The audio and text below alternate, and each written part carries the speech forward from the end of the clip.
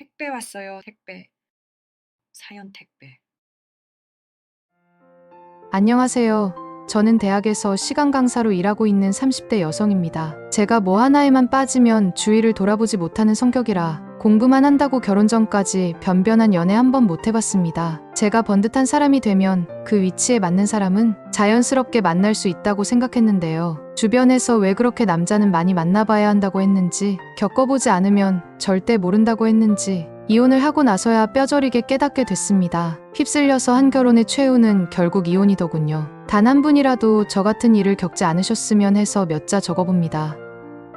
남편을 만난 건 친오빠 때문이었습니다. 오빠가 고등학교 동문회에 갔다가 남편을 만났고 집안 좋고 학벌 좋고 인간관계까지 좋은 최고의 신랑감이라고 한번 만나보라고 하더라고요. 남자는 남자가 알아본다며 적극적으로 밀어붙여서 처음 만났습니다. 말이 통했고 유머러스했으며 무엇보다 자상했습니다. 전화나 문자도 언제나 늘 먼저 했고요. 어디냐? 뭐하냐? 때론 과하다 싶을 정도로 집착하며 캐묻기도 했지만 그땐 그게 다 저에 대한 관심과 애정이라 생각했습니다. 사랑받는 기분이어서 나쁘지 않았던 것 같은데요. 그때의 착각이 엄청난 부메랑이 되어 저에게 되돌아올 줄은 상상도 못했습니다. 저에 대한 의심과 집착이 점점 더 심해지는 남편하고 계속 살 수 있을까? 하루에도 몇 번씩 반문하던 어느 날이었습니다. 감기 기운이 있는지 몸이 으슬으슬하고 이상해 근처 병원에 갔더니 산부인과로 가보라고 하더라고요. 혹시나 해서 산부인과를 갔더니 임신 3주라고 하는 겁니다. 막상 임신 소식을 들으니 기쁘다기보다 오히려 걱정부터 앞서더라고요. 나는 이 남자한테 평생 묶이겠구나. 큰일 났다 이런 생각도 들고요. 생각을 좀 정리하고 싶어 조금 걷다가 집에 들어갔는데 아니나 다를까 일찌감치 퇴근한 남편이 현관에서부터 저를 추궁하더라고요. 퇴근이 왜 이렇게 늦어? 또 어딜 갔다 오는 거야? 갔다 오긴 어딜 갔다 와. 퇴근하고 바로 오는 건데 제발 억지 쓰지 마. 당신 왜 피하는 거야? 빨리 대답하란 말이야. 나 임신이래. 뭐? 임신? 내가 임신이라는데 기쁘지도 않아? 아직 기뻐하긴 이르지? 그게 무슨 뜻이야? 그 애가 내 애인지 아닌지 아직 확실치 않으니까? 뭐라고? 왜 내가 틀린 말했어? 그래 차라리 당신 말대로 다른 사람 애였으면 좋겠어. 당신은 아빠 자격도 없는 사람이니까. 이제야 솔직해지는군. 누구야? 어떤 놈 자식이야? 처음에는 꽤나 담담한 척 굴더니 결국 남편은 집안의 물건들을 바닥으로 내던지며 고함을 치더군요. 이성을 잃은 듯 폭력적인 남편의 행동. 점점 제 쪽으로 다가오는 순간 이러다가 혹시 아이가 잘못되는 건 아닐까 덜컥 겁이 나더라고요. 그래서 신발도 신지 못하고 집을 빠져나왔습니다. 뒤따라오는 남편을 피해 계단을 내려오다 발을 헛디뎌 넘어지기도 했고요. 어떻게든 빠져나와야겠다는 생각밖에 없어서 통증을 느꼈지만 무작정 뛰었습니다. 체면이나 염치 이런 거 따질 처지가 아니어서 길에서 만난 젊은 여자에게 휴대폰을 빌려 친정 오빠에게 전화를 걸었습니다. 오빠 나 좀 살려줘. 저 사람이 나 죽일 것 같아 나 좀. 오빠! 이번엔 또 누구야? 어느 순간 남편이 저를 따라왔고 낚아채듯 휴대폰을 빼앗아갔습니다. 너무 깜짝 놀란 저는 그만 그 자리에 주저앉아 버렸고 잠시 정신을 잃었습니다. 정신을 차려보니 집 소파였고요. 씩씩거리는 남편 소리가 들려 가만히 눈을 감았습니다. 빨리 친정 오빠가 오길 기다리면서요. 그런 제 처지가 초라하기만 해 눈물이 흐르더군요. 제가 정신이 든 걸 알아차리면 남편이 또 어떤 트집을 잡아서 저를 괴롭히고 또 폭력적으로 변할지 모를 일이었습니다. 30분 남짓한 시간 동안 많은 생각이 스쳐 지나갔습니다. 어디서부터 잘못됐던 걸까? 남편의 지나친 관심 때문에 힘들었을 때도 그냥 피하려고만 했던 내 행동이 잘못됐던 걸까? 남편은 명백한 의처증이었습니다. 그리고 그 의처증은 아주 조그만 일에서 시작됐습니다. 결혼하고 얼마 지나지 않은 어느 날 남편이 학교로 저를 찾아왔더라고요. 온다는 말 없었잖아. 웬일이야? 시간표 보니까 퇴근 시간이랑 딱 맞을 것 같아서. 어떡하지? 나 오늘 영민애 만나기로 했는데 왜? 요즘 그 부부 난리잖아. 영미한테 남자가 생겼나 봐. 영미는 아니다. 재민이 오빠는 맞다. 나보고 누구 말이 맞나 들어달란 거지 뭐. 같이 갈까? 좋은 일도 아닌데 뭐 당신한테까지 알리고 싶겠어. 나 혼자 갈게. 남편은 약속 장소에 저를 내려주고 집에 먼저 갔는데요. 뭐가 걸렸는지 문자가 왔더라고요. 끝났냐고 데리러 온다고요. 굳이 그럴 필요 없다고 뭐하러 다시 나오냐고. 그냥 집에서 푹 쉬라고 했는데 기어이 나왔고 차에서 기다리고 있더라고요. 그래서 서둘러 정리하고 차에 탔는데 남편의 첫마디가 날카로웠습니다. 영미 씨는 어디 있어? 영미가 안 왔어 온다고 해놓고서 결국 재민이 오빠만 나왔고 여태 신세 한탄만 들었지 뭐. 당사자가 안 왔으니 덮어놓고 영미 욕만 할 수도 없고 무작정 오빠 편 들기도 그렇고 그냥 듣고만 있었는데 너무 괴로웠어. 왜? 내 얼굴에 뭐라도 묻었어? 오빠 듣기 거북해. 왜? 어렸을 때부터 그렇게 불러서 난 아무렇지도 않은데. 듣기 싫다고 했잖아. 알았어. 그리고 그날 저녁 제가 씻는 동안 재민이 오빠한테 문자가 왔습니다. 미주야, 나 어떡하냐? 너무 힘들어. 나 좀 도와줘. 너밖에 없다. 내가 기댈 사람은. 근데 그걸 남편이 봤나 봐요. 아무것도 모르고 씻고 나온 저에게 바로 쏘아붙이더군요. 너 재민이라는 자식이랑 어떤 사이야? 뭐라고? 어떤 사이길래 그 자식이 그렇게 힘들어해? 그 자식이 뭔데 너한테 도와달래? 그 자식이 뭔데 너한테 기대냐고? 말했잖아. 그건 영미랑. 지금 그걸 나보고 믿으란 거야? 그럼 오늘 왜 영미 씨 없이 단둘이 만났어? 그건 갑자기 영미가. 이거 봐, 지금 하나도 제대로 대답하는 게 없잖아. 이래도 나보고 당신 말만 믿으라는 거야? 남편은 제 이야기는 들으려고도 하지 않았습니다. 그리고 같은 말만 계속 반복했죠. 말도 안 되는 억측으로 저를 괴롭히는 남편 때문에 미칠 것 같았습니다. 솔직히 말하면 내가 다 용서해줄게. 몇 번을 말해야 돼. 재민이 오빠하곤 아주 어렸을 때부터 집안끼리 알던 사이야. 그래서 내 친구 영미랑 결혼까지 하게 된 거고 됐어? 아니야, 아직도 당신은 숨기는 게 있어. 내가 뭘 숨기고 있는데? 그건 나도 모르지. 당신이 말을 하지 않으니까. 끝날 줄 모르고 이어지는 추궁. 그만 끝냈으면 싶었지만 남편은 전혀 그만둘 생각이 없어 보였습니다. 화도 나고 짜증도 나고 그 끝에는 눈물이 나오더라고요. 애써 눈물을 참으며 애원을 했습니다. 당신 정말 왜 이래? 벌써 몇 시간째인지 알아? 시간이 그렇게 중요한 게 아니야. 진실이 중요한 거지. 글쎄 난 더 말할 게 없다니까. 좋아, 그럼 사자 대면 시켜. 여보 제발. 당신, 나 그리고 영미 씨 부부. 알았어. 그게 그렇게 소원이면 그렇게 됐어. 이제야 진실을 밝히는군. 집요한 남편의 추궁에서 벗어나기 위해서 결국 사자대면을 했습니다. 오해와 오해가 쌓여 갈등에 놓인 친구 부부, 그리고 남편에게 또 다른 오해를 받는 저와 아무것도 믿지 못하는 남편. 이렇게 넷이서 어색한 만남을 가졌습니다. 영미와 재민이 오빠는 자기들 때문에 제가 괜한 의심을 받게 해서 미안하다며 남편에게 열심히 해명을 해줬지만 이 모든 것은 의심의 끝이 아니라 의심의 시작이 되었습니다. 그 이후로 남편은 나를 의심하기 위해 존재하는 사람 같았으니까요. 그 일이 있고 난 뒤 남편은 종종 저희 숨통을 올감했습니다. 아무리 좋게 생각하려고 해도 남편의 의심은 더 이상 참을 수 있는 수준이 아니었습니다. 이 남자와 계속 살아도 되는 걸까? 무조건 인내하며 참고 살 수 있을까? 나 자신에게 반문할수록 점점 자신이 없었습니다. 그래도 이혼은 언제든지 할 수 있으니까 최대한 이해해보자. 그렇게 하루하루 마음을 다잡았습니다만 숨이 막혔습니다. 남편은 출근을 하면서 다른 신발들을 가지런히 정리해 두기 시작했습니다. 처음에는 워낙 정리정돈을 좋아하는 사람이라서 그런가 했는데 나중에 알고 보니 자기가 알아볼 수 있는 표시대로 정리를 해둔 거였습니다. 집에 누가 다녀갔는지를 확인하기 위해서였죠. 남편의 하루 일과는 그렇게 신발을 가지런히 놓는 것에서 시작했습니다. 그리고 자동차 점검을 핑계로 제 자동차 바퀴를 자신이 기억할 수 있는 각도로 틀어놓는 것도 잊지 않았습니다.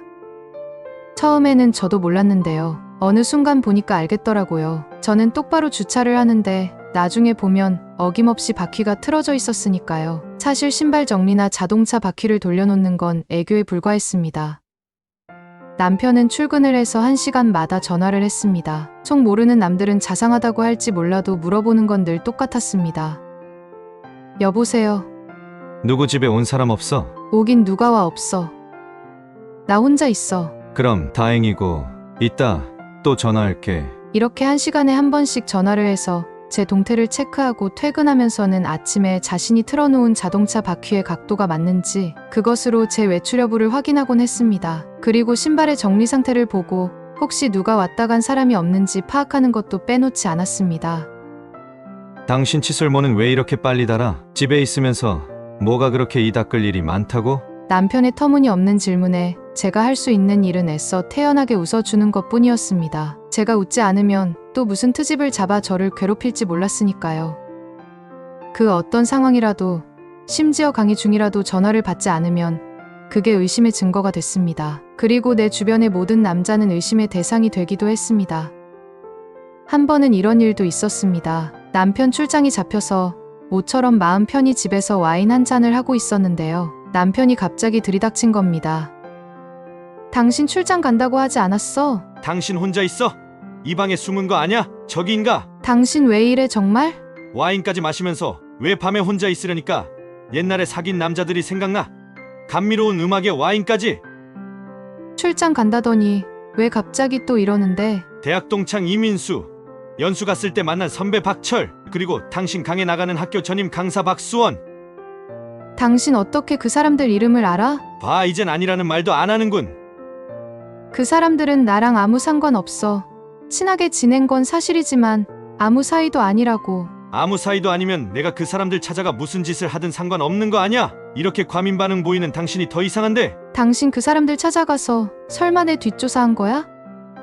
갑자기 온 몸에 소름이 돋았습니다. 남편이 점점 더 무서워지더군요. 오늘 밤도 역시나 잊지도 않은 과거를 들먹이며 저를 괴롭힐 게 뻔했습니다. 저는 재빨리 서재방으로 몸을 피했습니다. 남편이 저를 막아서더라고요. 당신 진짜 왜 이래? 왜 나를 이렇게 힘들게 하는 거야? 당신을 사랑하니까 이러는 거야. 내 마음 모르겠어? 사랑한다면서 왜 잊지도 않은 내 과거나 캐러 다니는 거냐고. 됐어. 사랑하니까. 내가 당신 사랑하니까. 당신 과거가 아무리 복잡해도 난 참을 수 있어. 진짜 내가 과거라도 있으면 억울하지라도 않지. 아무것도 없어 정말이야. 그동안 내가 당신 힘들게 했다면 미안해. 근데 당신이 날 자극하지만 않으면 우린 아무 문제 없어. 항상 날 감시하고 의심하는 이유가 사랑이라는데 그땐 어쩔 수 없었습니다. 아니 믿고 싶었습니다. 너무 사랑해서 유별나게 집착하는 거라고요. 그리고 사실 제가 의심받을 짓을 하지 않았으니 결국엔 저 의심을 거둘 거라고 믿었고요. 솔직히 남편의 말대로 의심하는 일만 없다면 그는 자상하기 그지없는 남편이기도 했습니다. 주말에는 나를 위해 아침을 차려주었고 집안일도 저한테만 맡기지 않고 함께 해주었습니다. 좋은 레스토랑을 예약해 외식도 자주 했고 꽃다발 선물도 자주 해줄 정도였으니까요. 집착과 다정이 경계를 두지 않고 반복되었기에 결국엔 다시 살아보자 마음을 돌렸는데요. 사실 내내 걸렸던 사건은 따로 있었습니다. 어느 날 출근하겠다고 나섰던 남편이 나가자마자 도로 들어왔더라고요. 뭐 놓고 갔어? 자기 앞집 남자 봤어? 평소에 다정한 모습으로 저를 떠본다는 걸 대번에 알아차렸습니다. 그래서 최대한 덤덤하게 말했죠. 전에 치과 갔을 때 봤어. 그 남자 미남이지? 글쎄 난 잘 모르겠던데. 잘 모르는데 그 남자가 나한테 당신이 미인이라는 소리를 해? 인사치레로 한 말을 가지고 왜 그래. 당신이 생각하는 만큼 나 그렇게 인기 없어. 안심하고 얼른 출근이나 해. 말해. 말하란 말이야. 어디까지 갔어? 나 없을 때 맘대로 들락거리면서 무슨 짓을 한 거야? 그만해 제발. 말해. 말하란 말이야. 말해. 이성을 잃은 듯 한참을 소리치더니 남편은 제 목을 졸랐습니다. 전 너무 깜짝 놀라 그 자리에 얼어붙고 말았고요. 한참을 길길이 날뛰더니 그 길로 집을 나가버렸습니다. 생각이 많아지더군요. 하지만 그때는 정말 아무 일도 없었다는 듯 남편을 볼 자신이 없었습니다. 그래서 짐을 챙겨 집을 나왔습니다. 어디 갈 곳이 없더라고요. 부모님께 남편의 의처증에 대해 말씀드릴 용기가 없어서 어디 호텔에라도 갈까 했지만 괜히 남편에게 빌미를 제공할 것 같아서 친정으로 갔습니다. 남편 출장 가서 왔다고 둘러댔는데 촉이 좋은 엄마가 부부싸움 했냐고 하시더라고요. 그냥 아무 말 안 하고 방으로 들어갔는데 그날 밤 남편이 친정으로 찾아왔습니다. 며칠만 있다 가겠다고 그때 다시 이야기하자고 돌려보내려고 했는데 남편이 고집을 부렸습니다. 언제 돌변할지 몰라 그냥 따라 나섰습니다. 집으로 돌아오는 길 제가 아무 말도 하지 않자 남편이 심상치 않음을 눈치챘는지 처음으로 자기 속내를 말하더라고요. 제가 유독 다른 남자들 앞에서 더 많이 웃고 행복해하는 게 자기로서는 용납할 수 없었다고요. 자기가 싫어하는 행동만 삼가해주면 아무 문제가 없는데 앞집 남자에게 웃어주고 친절하게 대하는 게 자기 부탁을 무시하는 것 같아 참을 수 없었다고요. 또 해명을 요구하는 자신에게 아니라는 대답 대신 자기를 의처증 환자 취급하며 비난하는 것도 싫었다고요. 분명한 부정과 앞으로 안 그러겠다는 약속만 해줬으면 됐는데 그걸 안 해줘서 순전히 저 때문에 자기가 이성을 잃었다고 하더라고요. 이성적으로 말하는 듯 했지만 결국에 다 제 탓이었습니다. 저만 잘했으면 문제가 없는데 그러지 않아서 자기가 폭력적인 성향을 보였던 거라 변명하는 거였죠. 돌이켜보면 저는 그런 일이 있을 때마다 분명하게 아니라고 말했던 것 같은데 뭐든 자기 마음대로 생각하는 이 남자를 어떻게 해야 하나 싶더라고요. 바람을 피우지 않았는데 무슨 약속을 해야 한다는 건지 한때 내 행동이 남편의 의심을 부추겼나 생각했던 적도 있었습니다만 이미 그 단계를 지났던 때라 제 마음은 어떻게 하면 나를 지옥으로 빠뜨린 이 괴로운 관계에서 도망칠까 그 생각으로 가득 차 있었습니다. 변호사를 만나고 남편의 폭력적인 성향과 의처증에 관한 증거를 모으고 있던 중 남편 책상에서 빼곡하게 적힌 메모를 발견했습니다. 6월 18일 12시 아내에게 전화. 주변에서 남자들 소리가 들렸다. 전화를 받을 때 아내는 히덕거리며 웃고 있었다. 6월 25일 1시. 강의가 없는 토요일. 12시부터 1시까지 전화를 받지 않는다. 아내는 어디에서 누굴 만나는 것일까? 하루 스문의 시간이 아내에 대한 생각만으로도 모자랄 지경이었고 새록새록 의심스러운 점들이 나타났다. 그럴 때면 아내의 이상한 점들을 해결하지 않고는 도저히 견딜 수가 없다. 기가 차더군요. 마치 사실인양 적어놓은 메모의 대부분은 남편의 망상이었습니다. 처음 그랬을 때 아예 싹을 잘라놨어야 했는데 막연히 좋아질 거라 믿었던 것이 저의 유일한 잘못이라면 잘못이었습니다.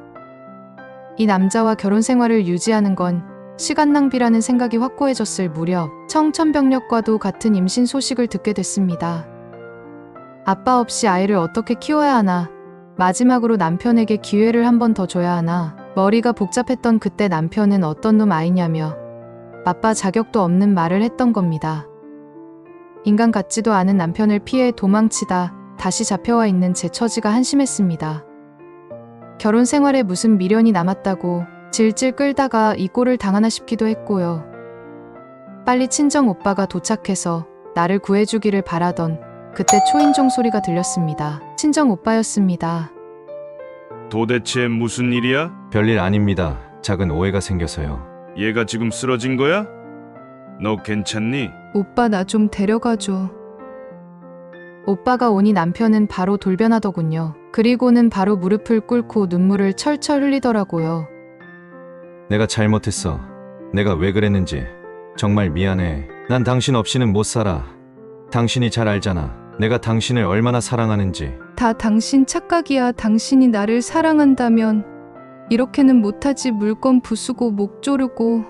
미안해. 당신이 사과한다고 해도 나는 달라질 것 없어. 나 이제 그만 놔줘. 나는 죽어도 당신이랑은 못 살겠으니까 그만 놔달라고. 애초에 나만 잘하면 남편이 제자리로 돌아올 것이란 생각은 잘못된 것이었습니다. 나의 행동과는 상관없이 남편은 날 계속 의심할 것이고 또 100배 사줘야 할 것이고 억지로 사랑을 요구할 게 뻔했으니까요. 나는 이혼 못해. 내가 누구 좋으라고 이혼을 해. 두 사람 다 흥분한 것 같으니 일단 오늘은 내가 데리고 갈게. 시간을 두고 이 문제는 다시 생각해보자고. 형님 이러시는 거 아닙니다. 저 사람이 바람만 안 피우면 우리 가정은 문제가 없어요. 내 동생이 바람 폈다는 증거가 있어? 무슨 밑도 끝도 없이 자꾸 억지를 펴. 증거 있어요. 기다려보세요. 여기 있어요. 동료 교수와 같이 식사를 했다. 밥만 같이 먹어도 바람 피운 거면 난 1000번도 더 피웠겠다. 내가 아무리 동생 일이라도 부부 사이 일이라 간섭을 안 하려고 했는데 이건 해도 너무하잖아. 어디 얘기나 들어보자고. 이게 무슨 증거야? 그 남자를 방탕하게 바라봤으니까요. 오빠도 들었지? 더 이상 이야기할 필요도 없다니까. 좋아. 그럼 여긴 미주가 학생 차를 타고 회식을 하러 갔다고 했는데 미주 너 정말 그런 적 있어? 다른 교수들도 많이 탔단 말이야. 차 얻어 탄 거 가지고 저러는 게 오빠는 이해가 돼? 봐, 다른 교수들도 많았다는데 자네는 미주가 그 학생과 정말 이상한 관계라고 생각해? 미주가 가장 히덕거리고 웃었으니까요. 너 진짜 안 되겠다. 너 정신병원에 가자. 이혼은 죽어도 못하겠다고 하니 어쩌겠냐. 고쳐서 살아야지. 내가 모를 줄 알고? 형님도 다 한통속이잖아요. 내가 정신병원에 가면 날 그렇게 병원에 가둬놓고 동생 더 편하게 바람 피우게 하려는 거 아냐? 내가 그 정도도 모를 것 같아. 날 바보 취급하지 마. 난 당신들 맘대로 안 될 테니까. 미주는 영원히 내 손에서 못 벗어날 테니까. 남편의 민낯을 목격한 오빠 덕분에 저는 그 집에서 나올 수 있었습니다. 그 전까지만 해도 우리 집 식구들한테는 안 그런 척 하더니 끝까지 가면을 쓰고 있을 순 없었나 보더라고요. 완강하게 이혼만은 못한다는 남편과 협의 이혼은 못할 것 같아 이혼 소송을 제기했고 1년이라는 시간 끝에 저는 온전히 자유의 몸이 됐습니다. 직업 좋고 인물 좋고 인간관계까지 좋아 최고의 신랑감으로 손꼽혔던 그 남자가 사실은 최악의 신랑감이었다는 걸 다른 사람들은 짐작이라도 할까요? 저도 모르고 결혼했던 사람이지만 조건만 보고 결혼했다가는 저처럼 되기 쉽습니다. 제발 돌다리 두드리듯이 신중하게 결정하세요. 그리고 단 한 번이라도 쎄한 느낌이 든다면 그냥 넘기지 마세요. 어디서 보니 정신과 교과서에도 나온다고 하더라고요. 보통 쎄한 느낌은 대부분 맞는 경우가 많으니 직감상 위험하다 느끼면 절대적으로 방어하라고요. 다정함으로 위장한 지나친 관심을 보이는 남자라면 언제든지 제 전남편처럼 돌변할 수 있습니다. 제 일거수일투족에만 관심을 두며 끝도 없는 집착을 보였던 전남편은 결국 회사도 그만두고 동창회에도 나오지 않는다고 하더라고요. 남남이 된 이상 그가 어떻게 지내는지 궁금해할 이유도 없지만 제발 그와는 더 이상 마주치지 않기를 바랍니다. 실제로 억지 쓰고 트집 잡는 사람이 제 인생에서 사라지니 마음의 평화가 찾아오더라고요. 불행했던 결혼 생활을 왜 진작 끝내지 못했을까요? 이혼이 무슨 큰 죄도 아닌데 말이죠. 혹시 지금 결혼 생활이 불행하신 분이 이 이야기를 듣고 계신다면 첫째도 자신의 행복, 둘째도 자신의 행복을 기준으로 현명한 판단하시기를 바랍니다. 저도 앞으로 제 행복만 생각하면서 더 많이 웃고 더 많이 행복한 사람이 되고 싶네요. 긴 이야기 들어주셔서 고맙습니다.